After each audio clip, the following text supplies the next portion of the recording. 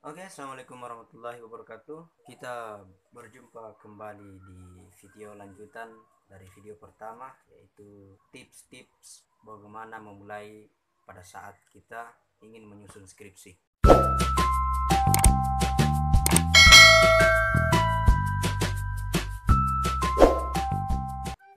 Oke, video kali ini adalah video yang membahas tentang latar belakang ya.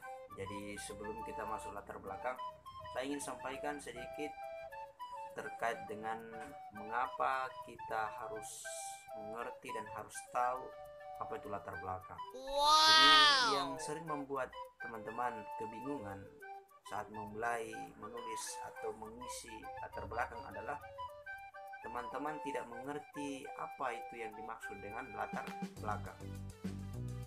Jadi di sini saya akan membahas sedikit ya tentang latar belakang. Latar belakang itu berisi 4 poin ya. Maksudnya adalah berisi 4 aspek yang harus ada dan termuat di dalam latar belakang. Aspek yang pertama yang harus tercantum dalam latar belakang pada saat penulis ingin menyusun skripsi yaitu harapan. Nah, apakah harapan itu? Harapan adalah deskripsi seorang penulis yang menggambarkan tentang apa harapan penulis terhadap masalah. Nah, harapan ini atau deskripsi ini bisa teman-teman ambil dari sumber teoritik maupun sumber empiris atau bisa atau sering disebut sebagai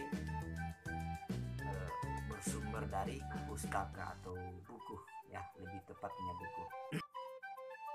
Aspek kedua adalah fakta, yaitu penulis mendeskripsikan fakta yang terjadi atau fenomena yang benar-benar terjadi di lapangan berdasarkan dengan masalah yang telah ditemukan.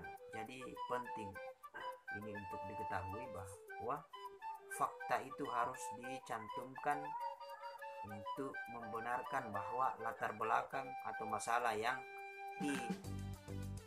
dituliskan bersumber dari fakta yang benar-benar terjadi. Aspek yang ketiga ini adalah penyebab daripada masalah yang telah ditemukan. Jadi isinya adalah penulis mendeskripsikan apa yang menjadi penyebab masalah yang telah ditemukan. Maksudnya adalah pada saat penulis telah mengidentifikasi masalah-masalah tadinya yang dikumpulkan di awal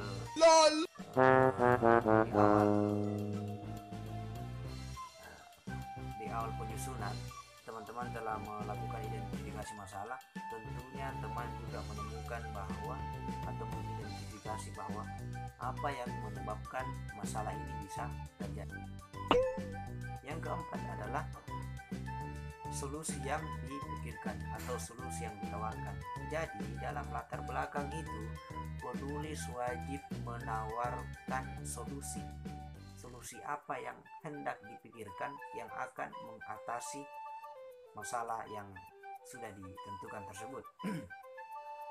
Jadi saya ulangi, ada keempat aspek yang mesti ada dalam latar belakang. Yang pertama harapan penulis, kemudian fakta atau fenomena yang sebenarnya terjadi. Yang ketiga adalah penyebab daripada masalah. Yang keempat adalah solusi yang ditawarkan. Good job. Oke, video ini kita lanjut. Jika teman-teman merasa masih kurang paham dengan penjelasan di awal tadi, maka saya akan menjelaskan lebih sederhananya yang bisa dipahami. Jadi latar belakang itu berisi tentang jawaban atas pertanyaan mengapa penelitian saudara penting untuk diteliti. Jadi saya ulangi, latar belakang berisi tentang jawaban atas pertanyaan kenapa atau mengapa penelitian saudara penting untuk diteliti. Nah, jawaban itu yang nantinya akan berbentuk teoritis dan juga berbentuk empiris.